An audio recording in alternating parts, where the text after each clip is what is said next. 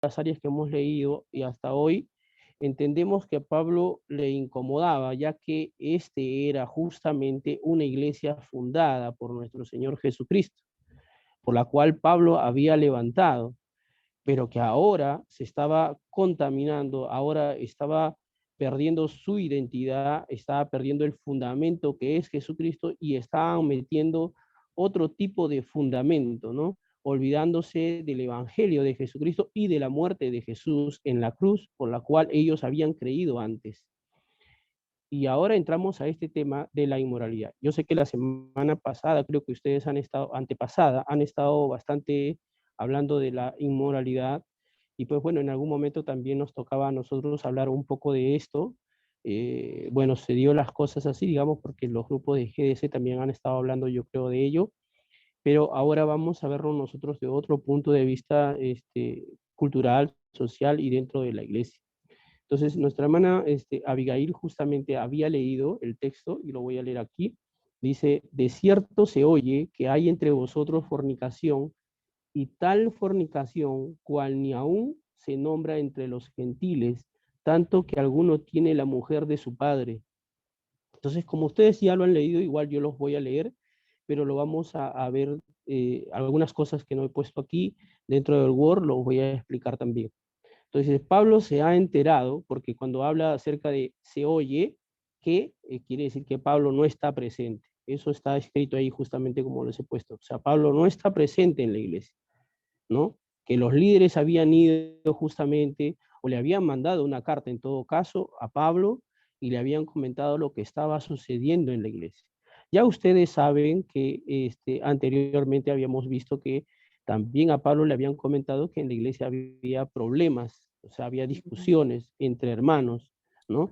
Pero que ahora lo que está sucediendo aquí es ya mucho más grave, porque ya tiene que ver con la fornicación y tiene que ver con el incesto entre el padre y la madre o el hijo, en todo caso la hija con el papá o el hijo o el hijo con la madre, ¿no? En este caso, ¿no? Entonces, por eso es que Pablo dice, se oye, dice el texto, de cierto se oye, o sea, él no está presente, pero sabe, se ha informado, le han informado de las cosas que están sucediendo, que hay entre vosotros fornicación, ¿no? La palabra fornicación, ustedes ya lo saben, en el griego significa porneia, que le he puesto ahí, la inmoralidad y la sexualidad, ¿no? En el mundo griego significa sencillamente prostitución y también pornografía, o sea, la palabra porneia significa pornografía. En ese tema, por ejemplo, la Biblia, si ustedes buscan, como la Biblia está escrita en griego en sí, el original, pero nosotros, bueno, los que han traducido la Biblia, lo han traducido a nuestro idioma, entonces no aparece como pornografía. Algunos dicen, ah, pero en la Biblia no aparece la palabra pornografía, pero en el griego su original significa porneia, que también tiene que ver con la pornografía. En ese aspecto, como hablamos del templo, ya anteriormente hemos hablado del templo del Espíritu de Dios, que cada uno, para muchas personas, aquí hay un tema que quiero aclarar, para muchas personas dice, la Biblia dice, vosotros sois templos del Espíritu de Dios o el Espíritu Santo, pero el contexto en sí, en la comunidad, no se expresaba como vosotros sois templos en unidad, es decir, que cada uno era el templo del Espíritu Santo. De hecho, se podría considerar de esa manera, pero en realidad se consideraba de que cada uno de todos ellos, en el tiempo de Pablo, hacía el templo del Espíritu Santo. O sea, todos ellos formaban el templo del Espíritu Santo. No era algo individual, porque Dios nunca ha sido individual. Dios siempre ha sido una comunidad, una nación. Y cuando Dios escogió, escogió a la nación como Israel, en este caso, como un pueblo, como una nación. No escogió una persona, pero después se hizo una nación. Cuando digo una persona, estoy hablando de Abraham, ¿no? Pero después se hizo una nación. Cuando Jesús, o en el Nuevo Testamento, dice que vino por el mundo, o sea, por salvar al mundo, ¿no? Que ha dado su Hijo unigénito, ¿no? En este caso, es por el mundo. O sea, Dios no viene por una persona, viene por muchas personas o por todas las personas. Entonces las iglesias no se constituyen de una persona, se constituyen todas las personas que están ahí, vienen a formar la iglesia, o en todo caso, el templo del Espíritu Santo.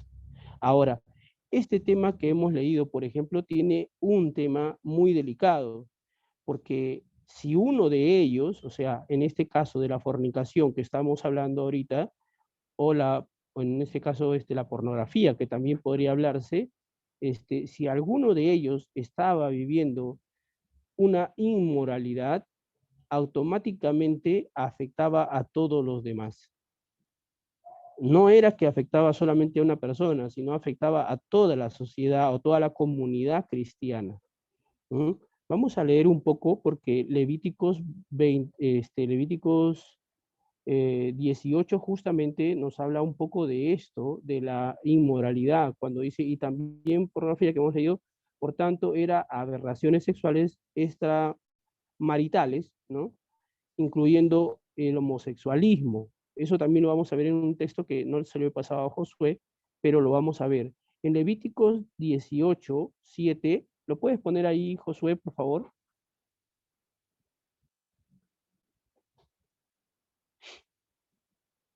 Levíticos 18, 7. Fíjense, dice, la desnudez de tu padre o la desnudez, perdón, déjame leer ahí, gracias. La desnudez de tu padre o la desnudez de tu madre no descubrirás. Tu madre es, no descubrirás su desnudez.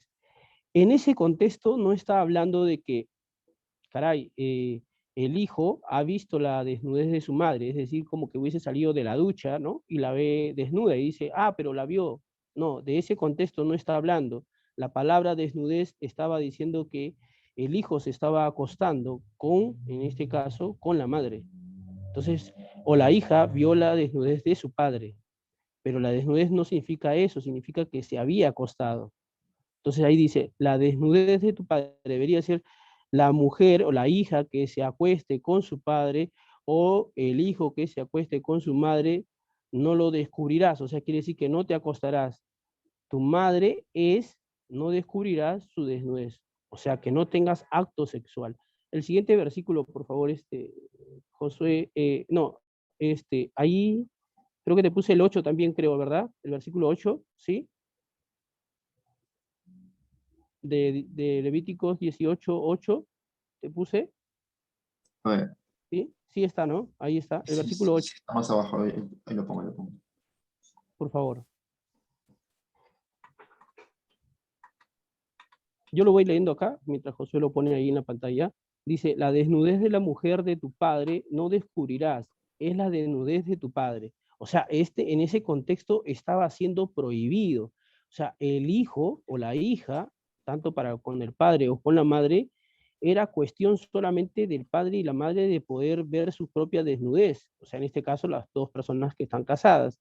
Pero los hijos no podían acostarse con ni el papá ni con la mamá. Eso era prohibido y por ende solamente era o le correspondía solamente a los casados. O sea, los papás que estaban casados podían ver su desnudez o acostarse en este caso y tener sus relaciones, normal. Pero, ¿qué está sucediendo? En Levíticos nos muestra que ya desde el Antiguo Testamento esto estaba pasando justamente en el pueblo judío. Ahora, esto de aquí que está sucediendo está volviendo a suceder en la iglesia de Corintios. Es decir, los hermanos, tanto los judíos como los gentiles que habían aceptado a Jesucristo, también estaban actuando de esa manera y estaban viendo la desnudez, por no decir que se estaban acostando, ¿no? El joven con la madre, ¿no? O en todo caso con la madrastra, ¿no? Entonces, eso estaba aconteciendo y esto de aquí era prohibido totalmente, ya establecido por la ley del Señor, ya en Levíticos. Sin embargo, esto se estaba cumpliendo. Entonces, al suceder esto, lo que está aconteciendo es que la iglesia se está perturbando, la iglesia se está contaminando. No es que solamente era una persona, sino que por causa de uno de ellos, prácticamente la iglesia o la comunidad cristiana de esos tiempos era afectada, y no solamente para ellos en su contorno, sino que la sociedad misma observaba a esa iglesia que supuestamente el Señor lo había levantado para que sea una iglesia santa, una iglesia pura. Entonces, el dolor de Pablo es que la iglesia estaba perdiendo su fundamento, y el fundamento era Jesucristo en la vida de todos ellos. Fíjense. Ahora, podemos ver que yo he puesto aquí también el tema de la, eh, ¿cómo se llama? Eh, lo que es el homosexualismo. Eso lo podemos ver, por ejemplo, en Levíticos 20:13. Eso no se lo he pasado a Josué, pero Josué, si quieres, puedes ponerlo ahí, Levíticos 20:13.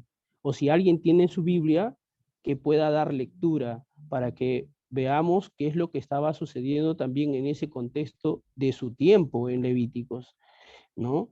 Si alguien tiene ahí, 20:13, dice, si alguno se ayuntare con varón o con mujer, abominación hicieron, ambos han de ser muertos, sobre ellos serán su sangre. O sea, aquí tiene que ver con que habían hombres que tenían relaciones entre hombres y mujeres entre mujeres, y el Señor decreta esta ley de que ambos deben de morir. O sea, Dios aborrece todo esto. Entonces, ahí también en el Nuevo Testamento también aparece, porque el libro de Corintios también habla justamente de este tipo de personas. Miren lo que estaba sucediendo en su contexto de la iglesia. Pero todo esto tiene que ver con la cultura, porque los paganos, que eran los gentiles, tenían la costumbre de tener no solamente su esposa, sino que tenían también su amante, y también se iban a la prostitución.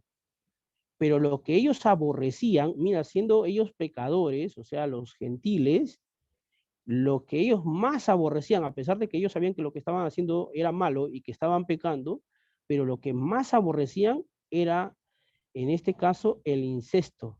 O sea, ellos no se metían con, los hijos no se metían con la mujer de su padre, ni los padres se acostaban con sus hijas. Pero sin embargo, ellos sí hacían esto, de engañar a su mujer, de tener otra mujer y de ir a la prostitución, pero aborrecían, en este caso, pues, el incesto. Y en la iglesia estaba sucediendo todo eso y se incluía el incesto.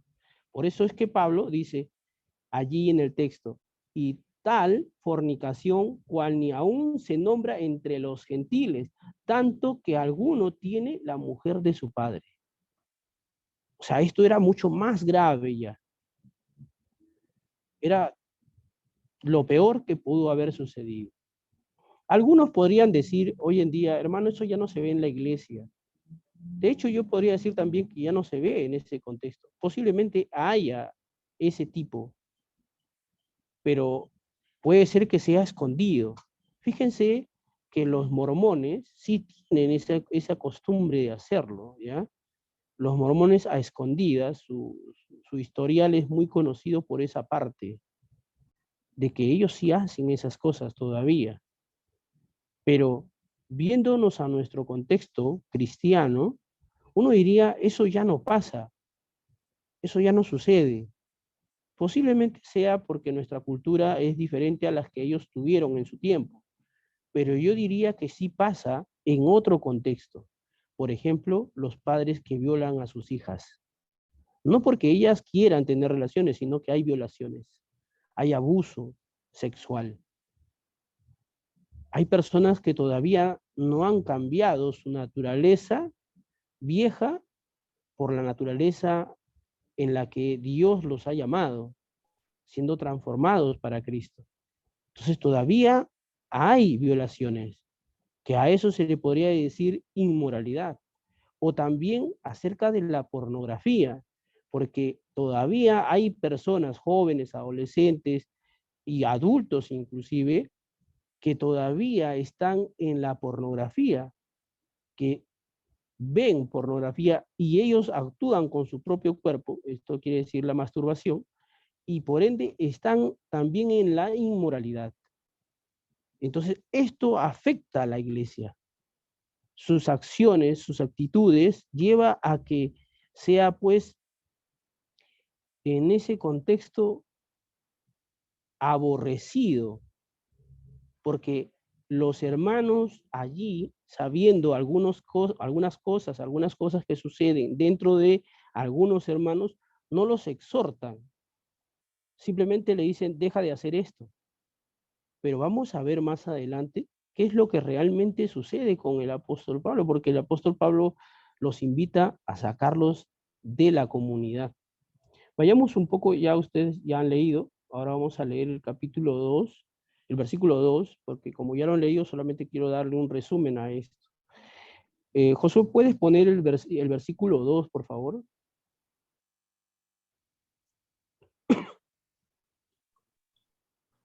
El versículo 2 de 1 de Corintios, capítulo 5.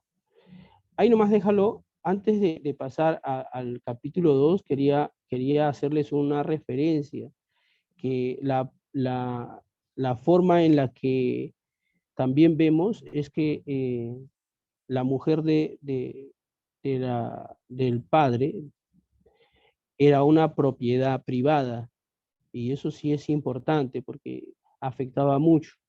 Dice que las culturas de la antigüedad prohibían en términos tajantes que para que padre e hijo tuvieran relaciones sexuales con una misma mujer. Las mujeres se consideraban propiedad del marido. Mira, y aquí hay un tema de que a pesar de que el papá podía haber fallecido y el hijo hubiese tomado posesión de la mujer del padre, eso no era permitido dentro de la sociedad, porque era prohibido. Además de eso, que no he puesto aquí, las culturas en esos tiempos, la mujer era solamente de una sola persona, es decir, de su propio esposo y nada más. Si la mujer de ese tiempo fallecía, porque el tiempo era muy corto, las mujeres morían a los 30, 32 años, 35 años, los varones vivían hasta los 45, 50 años, y entonces el padre que se casaba o se iba a casar porque su mujer se había muerto, se casaba normalmente con una chica muy joven. Y uno diría, pero ¿por qué no se casa con otros adultos? No, porque la costumbre de ellos era tomar una mujer virgen, es decir, una chica de 13 años, 14 años, 15 años, 16 años. Y uno diría, pero ¿cómo así va a tomar una chica de 14 o 13 o de 15 años? Para ellos su contexto era que cuando la mujer reglaba, ya era una mujer. O sea, la niña que reglaba ya era una mujer, ya podía procrear, ya podía tener hijos. Entonces, aparte de eso, también había convenios entre familias. Entonces se podían casar de esa manera. La mujer no tenía valor en esos tiempos.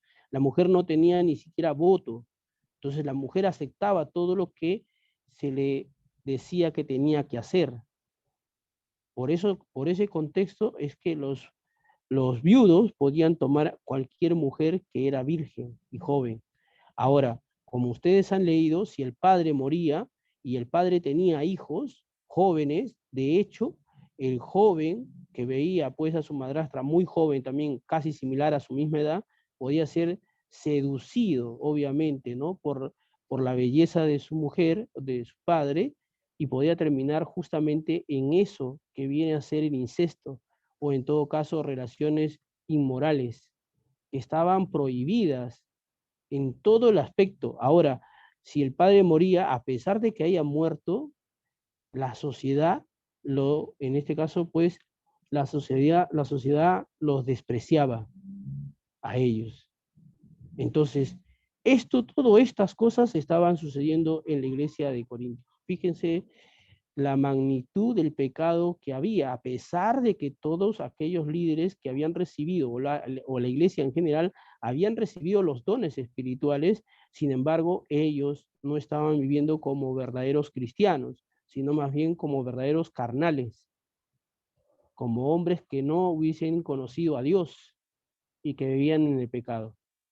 Ahora sí, veamos el versículo 2, y dice, y vosotros estáis envanecidos, dice allí, no deberíais más bien haberos lamentado para que fuese quitado de en medio de vosotros al que cometió tal acción. Fíjense esto, o sea, Pablo aquí también vuelve a exhortarlos a todos ellos ahora, porque supuestamente ellos se sienten súper espirituales, ellos se sienten mucho mejor, ellos se sienten que tienen los dones, ellos se sienten que, que sus vidas ha llevado a que ellos se sientan como cristianos dignos de delante de Dios.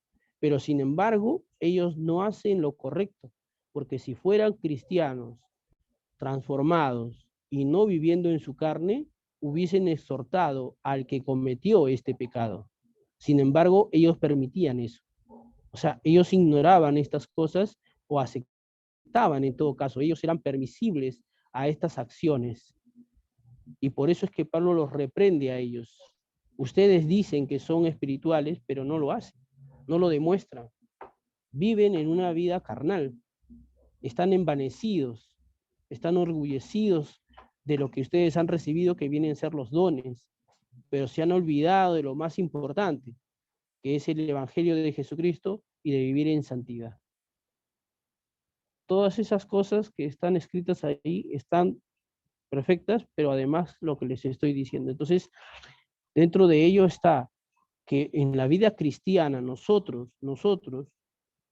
debemos entender que como comunidad cristiana, si alguien está cometiendo algún acto de pecado, debe de corregirlo a esa persona. Debe ser corregido, debe ser exhortado, debe ser amonestado con la palabra de Dios.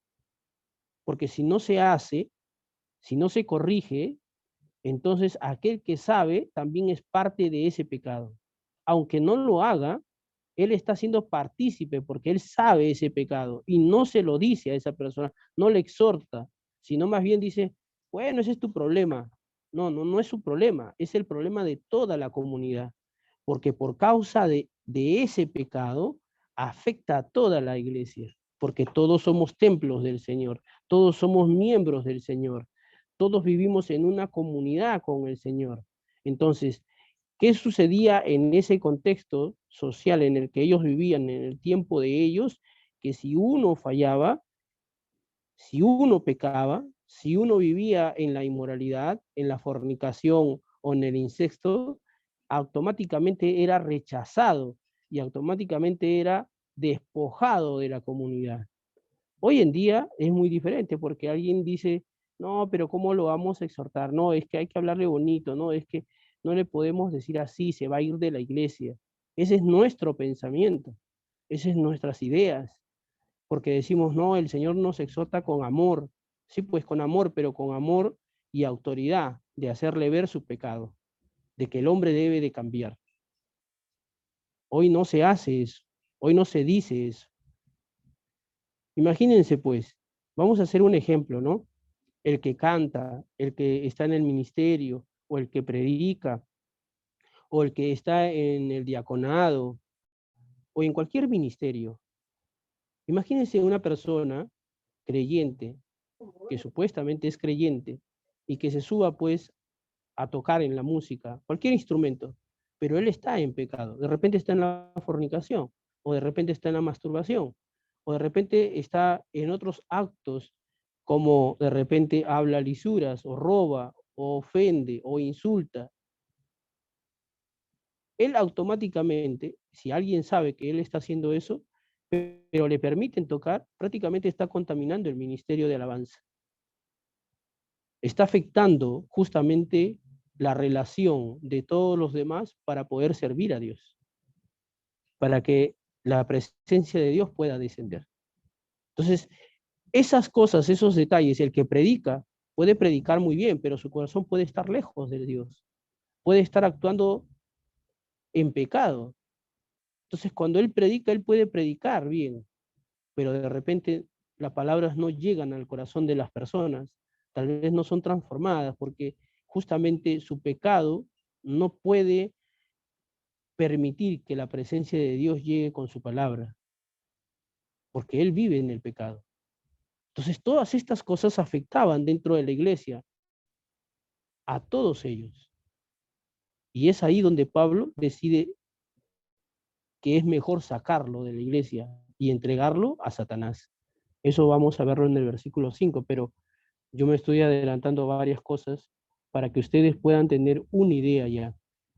En el versículo 3, donde dice ciertamente yo, ahí me ayudas, Josué, por favor, ciertamente yo, como ausente en cuerpo, pero presente en espíritu, ya como presente he juzgado, dice, al tal cosa ha hecho, en este caso. De hecho, Pablo no estaba presente allí, pero como todos sabemos y todos entendemos, ahora que hemos leído también, entendemos una cosa, es que en el Nuevo Testamento aparecen varios textos donde dice, donde hay 2 o 3 congregando, ahí estoy yo en medio de ellos, dice el Señor. Entonces, lo que está diciendo Pablo es que nosotros también nos movemos en el Espíritu. Y si nos movemos en el Espíritu, quiere decir que también podemos estar presentes, aunque estamos ausentes en el cuerpo. Eso es lo que está diciendo Pablo. ¿Pero por qué lo dice Pablo? Porque hay una razón. Pablo ha recibido esa noticia, ha recibido esa carta, y entonces él escribe la carta para exhortar justamente a la iglesia de Corintios y le dice a ellos, por causa de ustedes, yo también estoy presente. Con esta carta, automáticamente estoy exhortándolos a ustedes y yo estoy presente ahí. Yo estoy juzgándolos a ustedes en el nombre del Señor. Y ahí está la parte interesante, porque en el capítulo 3, por ejemplo, en el capítulo 3 encontramos el capítulo 2, 12 y 13, que habla acerca del Espíritu Santo. Habla bastante del Espíritu Santo. Que los que han recibido el Espíritu de Dios, pues el Espíritu de Dios mora en ellos, dice. Entonces, donde está el Espíritu de Dios, ahí también está nuestro espíritu. Eso es lo que está diciendo Pablo, sustentando de esa manera. Así que él también tiene autoridad para poder reprender, para poder corregir y también para juzgar. Pero cuando hablamos de juzgar, ya habíamos hablado anteriormente de que el juzgar no es condenar, sino más bien es exhortar las malas obras de aquel hermano que está actuando. Entonces, Pablo lo que está haciendo es exhortar, amonestar las malas obras que está haciendo este hermano, que tiene que ver con la inmoralidad y la fornicación y el incesto. Por eso es que Pablo dice, yo estoy también presente, el Espíritu de Dios también está presente.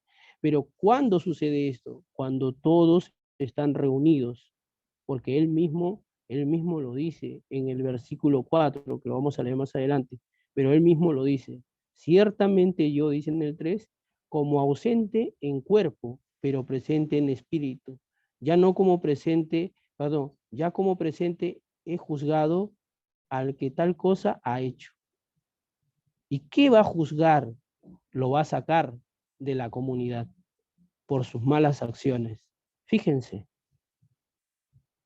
porque estaba avergonzando a la iglesia, porque sus malas acciones llevaban a que la sociedad, la comunidad de esos tiempos, vean a la iglesia que se estaba perdiendo.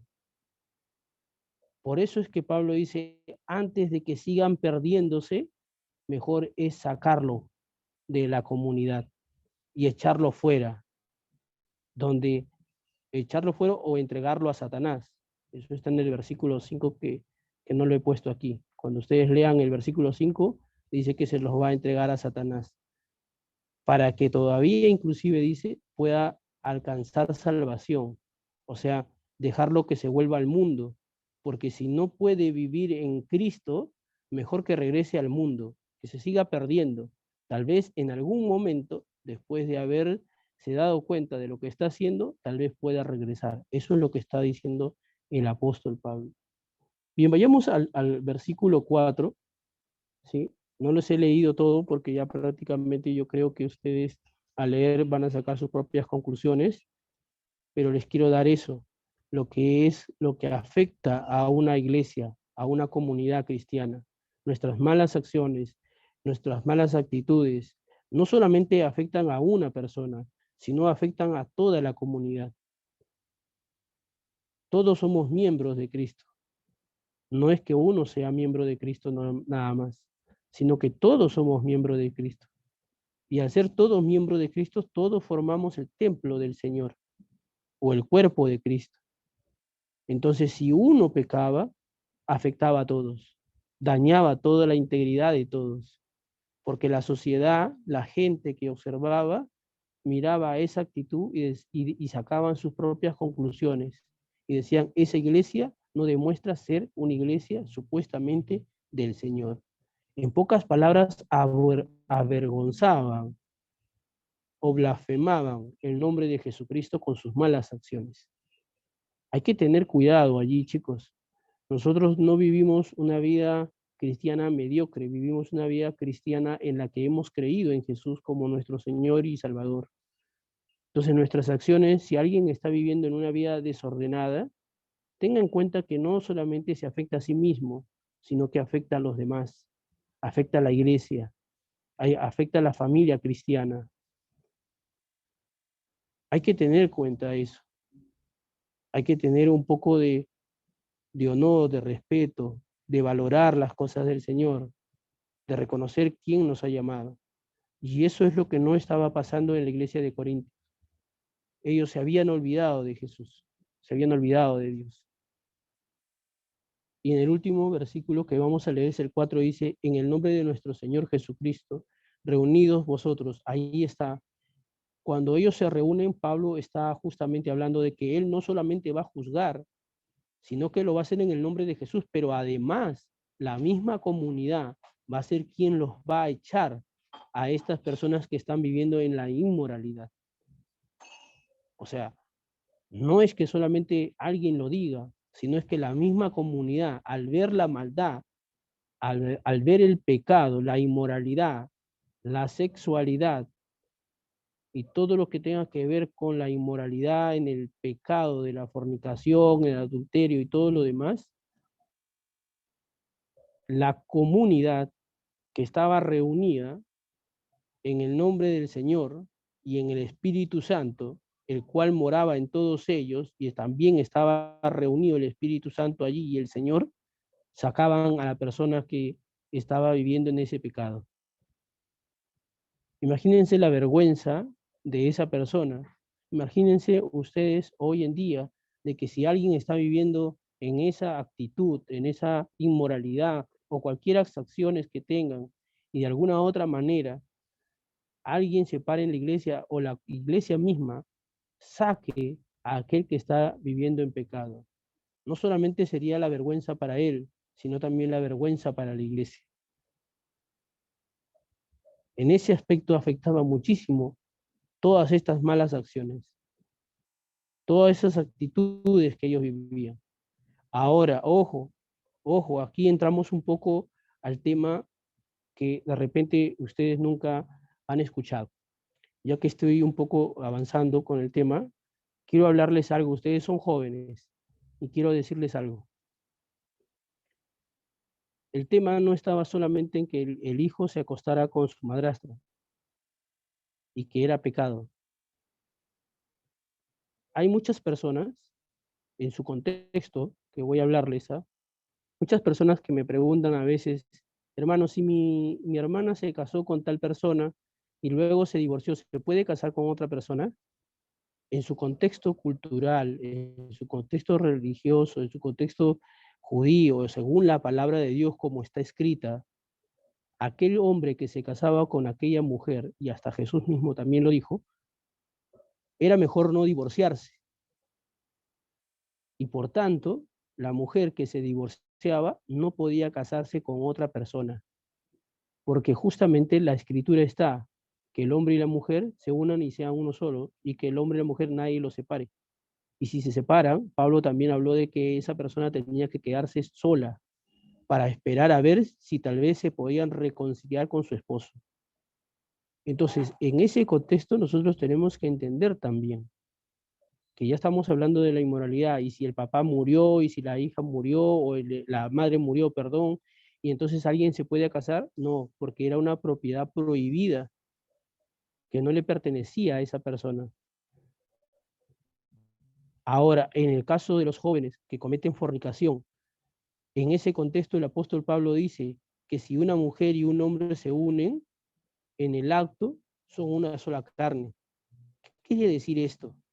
Que automáticamente, aún cuando uno no entiende las cosas, dice, no, pero no estoy casado, no, pero fue un desliz o una aventura, o bueno, estuve 2 años con esa persona y bueno, sí tuve relaciones, pero bueno, pero no estoy casado. Hay que tener cuidado porque el contexto bíblico en sí se trata de que si la mujer y el hombre se unen y tienen acto sexual, prácticamente están haciendo una alianza. Los dos se han unido y son una sola carne. En pocas palabras, delante de Dios es como si fuera que se hubiesen casado. Por eso es que hay que tener bien claro las cosas, de que no es como tener relaciones sexuales porque ya las quiero tener o porque simplemente yo tengo deseos. No, las relaciones sexuales estaban bien marcadas para una persona que ya quería casarse y no para tener relaciones antes del matrimonio. Entonces, tengan cuidado en lo que van a hacer, porque esto de aquí de las relaciones sexuales, o en todo caso la fornicación, no es un juego. Afecta toda tu vida integral, afecta tu vida moral, espiritual, emocional, afecta a tu familia, afecta a la iglesia. Entonces, si alguien quiere tener su propia intimidad, es mejor que se case. Y si son muy jóvenes, espérense, porque eso afecta a una relación, la relación con Dios. Entonces, en todas esas magnitudes es que afectaba las cosas que estaban sucediendo en la iglesia. No era un juego. Por eso nosotros debemos de guardarnos para el Señor, vivir una vida en la que a Dios le podemos agradar y de buscar lo mejor para poder servirle en todas nuestras áreas. Que nosotros no afectemos a la comunidad con nuestras malas acciones, sino contrario, con las buenas obras que Dios nos demanda cada día para poder actuar. Bien, chicos, si hay algo que ustedes quieran preguntar, háganlo ahora. Si no, callen para siempre, como se dice. ¿Hay alguna pregunta? Tal vez, Laura, quieras aportar, quieras compartir. Tal vez Josué, cualquiera de ustedes pueden hacer alguna pregunta. Rubí, ha entrado la hermana Juana, que ahí debe estar Rubí también. A Abigail, cualquiera de ustedes puedan, Salma, cualquiera de ustedes quieran preguntar, simplemente pregunte. ¿No hay preguntas?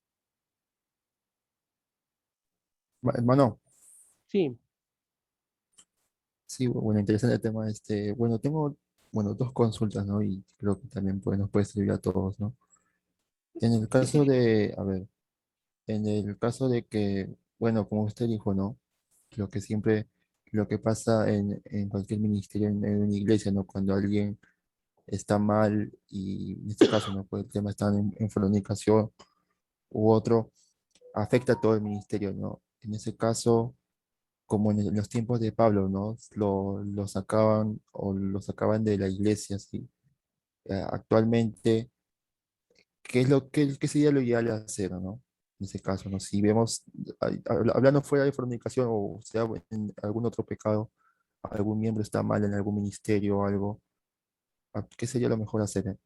¿Separarlo de la iglesia o separarlo en sí del ministerio, de que esté, por así decirlo, que esté sentado un tiempo? ¿Qué sería lo Bueno, ideal hacer en estos tiempos?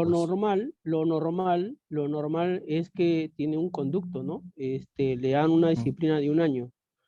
Es decir, lo separan del ministerio, de cualquier ministerio que sea la persona X, lo separan y obviamente le dicen el motivo por qué lo están sacando, ¿no? En ese tiempo, en ese lapso de 1 año que le dan normalmente yo sé hasta donde que hacen las iglesias 1 año, eh, van viendo sus acciones. Si él realmente está dispuesto a regresar, tiene que demostrar con buenas obras. No hablo solamente de que vaya a la iglesia a orar los martes o los jueves o los sábados o los domingos, sino que él demuestre actitudes que realmente tengan que ver con el arrepentimiento de lo que él ha estado haciendo, ¿no? Y para eso hay un seguimiento, digamos, ¿no? Dentro de la iglesia que se hace normalmente, digamos. Pero en el contexto de Pablo, digamos que en este caso sí ya era una exhortación mucho más fuerte, mucho más agresiva, porque las personas que estaban ahí liderando permitían esas cosas, o sea, la inmoralidad. Y por eso es que Pablo dice, ustedes, aún sabiendo que están sucediendo en la misma comunidad, ni siquiera afuera, sino dentro de la comunidad, que es la iglesia, ustedes han permitido esto. Entonces, mejor es que se vaya. Y Pablo los exhorta y los entrega ahí a Satanás, en el versículo 5 que no está, que ustedes lo pueden leer o lo puede poner Josué después. Pero en este caso sí debería haber una amonestación a la persona que está viviendo en el pecado, ¿no? Cualquier pecado que esté haciendo, porque quiere decir que esa persona no está entendiendo las cosas del Señor, sino que vive en su carne. Quiere decir que él no está viviendo como verdadero creyente. Y la única manera es poder exhortarlo, sacándolo del ministerio y explicándole por qué lo saca, y más bien que uno espera que él más bien se arrepienta y pueda tener más adelante una oportunidad de regresar. Porque si no lo sacan o no lo apartan, ustedes también son parte justamente de sus malas acciones. O sea, ustedes son permisibles, en pocas palabras, ¿no?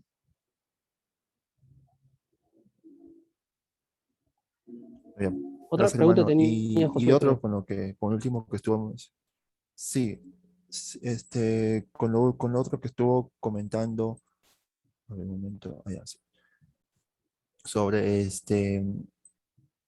sobre lo que cuando alguien no se puede divorciar, ¿no? De su esposa, ¿no? Pero cuando hablamos de cuando hay un acto de infidelidad o se tiene que, o sea, igual seguir o no se puede Mira, divorciar uno el en esa. contexto, el contexto es bien claro, ¿ya? Si uno va al libro de Mateo, este, entonces vienen los judíos y le dicen, maestro, Moisés dio carta de divorcio, dice, ¿no? Por cualquier acción. Los judíos en su tiempo, ya que eran bien fregados, ¿ah? Yo digo así bien fregados porque eran, no sé si machistas, pero eran muy, en el contexto, eran personas que no les interesaban las mujeres, y más bien deseaban tener más mujeres en diferentes formas. Cuando la mujer ya no era agraciada, ya no era bonita, y a pesar de que tenía 15 años, 14 años, o 16 años, o 20 años, el hombre automáticamente buscaba cualquier pretexto, ya sea que vamos a poner que se quema el arroz, o que llegó tarde, o que se fue y conversó con una amiga, XX cosas para los judíos, eso lo veían como algo malo. Entonces, ¿qué hacían? Pidieron carta de divorcio a Moisés para que con esa carta, pues la mujer al final sea separada. Y como el hombre era muy machista en esa área, cogía a otra mujer de 15 años más joven, mucho más hermosa, para ellos. Entonces ellos creían que de esa forma podían vivir, pero el problema era que la mujer no podía ni siquiera regresar a su casa. ¿Por qué? Porque eso era avergonzar al hogar. O sea, el hombre en esos tiempos, la mujer no tenía ni siquiera valor. La mujer quedaba en la calle, desprotegida por su familia, que había sido, en este caso el esposo lo hubiese votado, y ya su familia no lo quería ni siquiera recibir porque era una vergüenza. Entonces, ¿qué hace Jesús cuando dicen, Moisés dijo en la ley que dio carta de divorcio, ¿no? Entonces, el Señor Jesús dice, pero ¿qué está escrito? Que obviamente la mujer y el hombre que se han casado no se separen nunca. Y él dice, Jesús dice, oye, pero eso lo dice Moisés, no lo dice Dios. Y si dicen, Jesús dice, pero salvo que sea por adulterio, ¿no? Por adulterio, dice, el Señor no dice que se separen. Y si se separan, dice, el que se casa con la repudiada, o sea, con la mujer que ha sido sacada de su hogar, también ha adulterado. O sea, el Señor es muy radical. ¿Por qué quiere ser radical? Porque el que se pretende casar con alguien realmente tiene que estar bien seguro con quién se va a casar, porque es para toda su vida.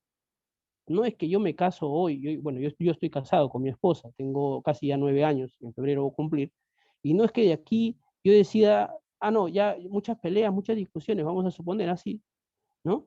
Entonces, Ya no, pues no aguanto, entonces me separo. Y después de aquí voy a buscar otra mujer. Y de repente esa mujer tiene hijos o de repente no. De repente también estaba casada, de repente no lo sé, o de repente era soltera. Pero yo, al casarme con ella, ella se está casando con una persona prohibida. O sea, que soy yo prohibido porque yo sigo siendo casado. Uno diría, no, pero ya te divorciaste. Eso es para la ley de la sociedad. Pero ante los ojos de Dios, yo sigo casado. Entonces, en ese tema es que aquí el que quiera casarse tiene que pensarlo bien. No es un juego. Y el casamiento son para personas maduras. Y digo maduras en el aspecto de que saben qué decisión están tomando realmente. Pase lo que pase, no se pueden separar. Y si se separan, bueno, se separarán de cuerpo, pues, ¿no? Porque esperará el Señor que en algún momento se vuelvan a unir. Pero si se separan ya por lo legal, por documentos, igual siguen casados. Para Dios, siguen casados. Y uno diría, pero no, pues hermano, eso no puede pasar, ¿cómo va a ser así? Sí, sí pasa, porque el día en que uno se casa, ¿qué dicen? Estamos delante de Dios para unir este matrimonio. ¿A quién invitaron? A Dios. O sea, ¿quién es el juez justo? Es Dios. O sea, Dios ha estado presente allí. Ese es el problema. El problema es que nadie conoce realmente las cosas del Señor en esa parte del matrimonio. Por eso es que hay muchos divorciados, hay muchas personas que se casan y se divorcian y después se vuelven a casar y piensan que esto es un juego, pero no es así. Para nosotros como cristianos tenemos que entender que cuando uno se va a unir con alguien, tiene que saber lo que está haciendo y tiene que saber que el que debe reinar en su matrimonio debe ser Jesucristo, para que el matrimonio esté totalmente firme. Si no, no pasa nada, como se dice en pocas palabras. ¿Alguna pregunta, chicos? Pregunten nada más. ¿Mm? Ahora, si alguien lo hizo por ignorancia, Josué, por ejemplo, alguien se casó y no supo y se divorció y volvió a casarse, pero no sabía, bueno, pues diríamos por ignorancia, ¿no? Ya está, ya lo hizo. Pero si uno conoce realmente la palabra de Dios y lo hace, agrede, ya no es por ignorancia, porque sabe muy bien lo que tiene que hacer y lo ha hecho, eso es pecado. ¿Alguien quiera preguntar? Pregunten, ¿ah? Ya estamos por terminar prácticamente. Gracias, gracias Pregunten. hermano, gracias, bro. Espero haberte aclarado tu pregunta. Pregunten, chicos, antes de que nosotros cerremos ya. ¿Sí? ¿Alguien quiere preguntar? Pregunten nada más.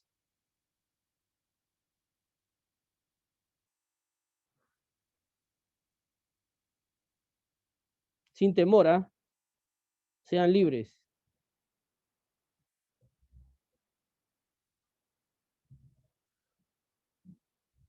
¿No hay preguntas? Sammy, Noemí, Flor, Christopher, Joel, hermana Juana, Josué, Brittany, Débora, Salma, ¿no hay preguntas? Hermano, sí, yo quiero hacer una consulta. Buenas noches con todos. Ujú. Hermano, puede ser, mira, lo que yo quiero más o menos aclarar a mi mente. Más o menos estaba leyendo el libro de Josué. Y en esos tiempos, ¿por qué? Bueno, en tiempo de Moisés, Josué, en esos tiempos, ¿por qué los varones, cuando no podían, se casan con una persona y cuando no podían tener hijos, se pueden casar con otra mujer? Podían tener dos mujeres cuando no podían procrear un hijo. Era, en ese caso no es que tenían dos mujeres, en realidad tenían una concubina, pero el tema no estaba en que se podían casar ni podían tener relaciones, porque eso también inclusive Dios prohíbe. Pero, ¿qué pasa con Sara, no? Con Saraí, que después fue Sara. Ella, al verse en este caso de que no podía tener hijos, el Señor ya le había prometido tener un hijo. Sin embargo, ella en su desesperación, ¿qué dice? Acuéstate con mi concubina. Y ahí nació Ismael, ¿no? En todo caso, no era el hijo prometido al cual se le iba a dar, Por eso es que tuvieron problemas. O sea, toda cosa, todas acciones, todas las acciones que no se hacen correctamente traen una desgracia. Y por eso es que al final Isaac con Ismael tuvieron muchos problemas. Fíjense. O sea, las malas acciones que se hacen terminan así. Si uno lee, y aquí viene el tema que tú me has preguntado, si uno lee Timoteo, en Timoteo pone el apóstol Pablo, dice, los que quieran ser obispos o los que quieran ser diáconos, ¿no? Dice que tengan una sola mujer o que sean de una sola mujer. ¿Por qué dice que deben de ser de una sola mujer? Eso quiere decir que en el contexto en el que ellos vivían, habían algunos que querían pretender ser obispos, en este caso ser pastores, ¿no? O en este caso diáconos, tenían varias mujeres. Y entonces ese requisito de querer ser obispo o ser diácono, Pablo dice que debe de ser hombre de una sola mujer, no de varios, porque eso estaba prohibido. Y eso es lo mismo que estaba pasando en Corintios que estamos leyendo. O sea, había personas que querían ser líderes, pero sin embargo lideraban mal, porque tenían una enseñanza torcida, no verdadera al Evangelio, y actuaban de esa misma manera. Entonces, no es que Dios permitía esas cosas. Al comienzo, de hecho, para una vez me preguntaron, hermano, si solamente Adán y Eva tuvieron hijos, a Caín y Abel, no, no es que tuvieron a Caín y Abel, tuvieron muchos hijos, sino que Caín y Abel es un ejemplo de la maldad, simplemente, del bueno y el malo, el asesino. Simplemente quiere ver de ese punto de vista. Después ya ven que ustedes, cuando leen, dice que Caín tuvo su esposa, que en realidad era su hermana, pero para esos tiempos, obviamente, tiene que ver con multiplicar la tierra, sojuzgar. Para Dios no había pecado hasta ese tiempo, era algo normal, porque había que multiplicarse hasta que después llegó la maldad en el corazón de cada uno de ellos, y por eso vino el diluvio, porque ya se estaban acostando. Justamente en el libro de Levíticos encontramos de que ya los hermanos, entre hermanos, ya tenían relaciones, y no solamente tenían relaciones, sino que también el hermano se acostaba con la mujer de su hermano. Entonces ya había incesto. Ese era el problema. Por eso es que vino el diluvio y lo destruyó a todos ellos. Pero a pesar de eso, el corazón del hombre ya era malo y perverso, como hoy en día nosotros podemos decir que eso hay. Por eso hay esos dichos de que dicen, hombre hay uno con 7 mujeres y hasta con uno homosexual más. Entonces, por eso es que vemos todas estas aberraciones, todas estas homosexualidades, vemos la inmoralidad a diario, porque ellos no conocen de Cristo, pero sin embargo también hay creyentes que también actúan de esa manera, porque en realidad ya creen que porque han aceptado a Jesucristo ya son salvos, y ese es un error.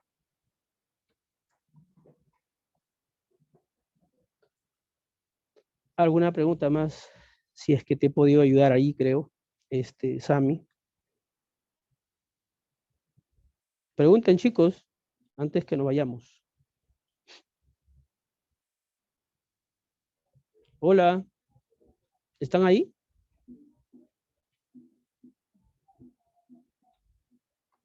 Sí, hermano, estamos aquí. Perfecto. Pregunten, antes de que nos vayamos. Flor, Ángelo, pregunten lo que ustedes quieran. Aprovechemos el tiempo. Laura, ¿quieres preguntar algo de repente? Claudia, Magdel, Idali, ¿quieres preguntar algo?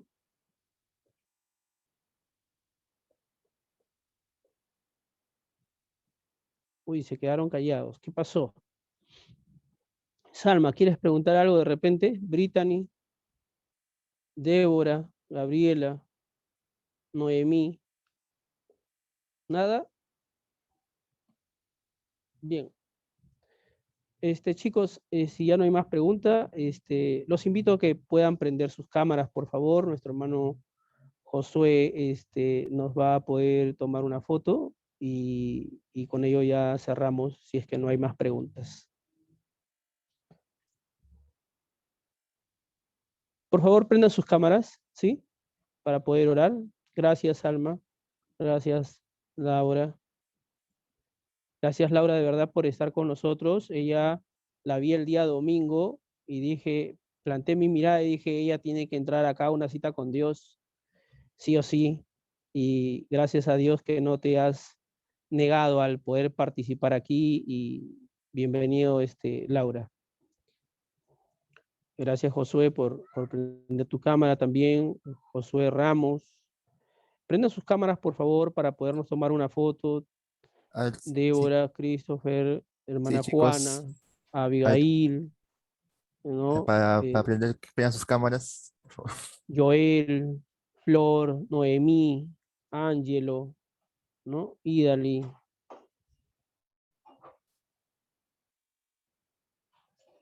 Por favor, prendan sus cámaras, ¿sí? Ok, perfecto. A ver, ahí sí, Josué, están así aprendiendo. nomás como están los chicos un poco tímidos, se han quedado pensativos, creo, con el tema. Sí, Nada, tómanos una foto, por favor, Josué, y sí, vamos a orar hermano. para después despedir. A ver, chicos, todos miren de frente. Vamos a tomar la foto.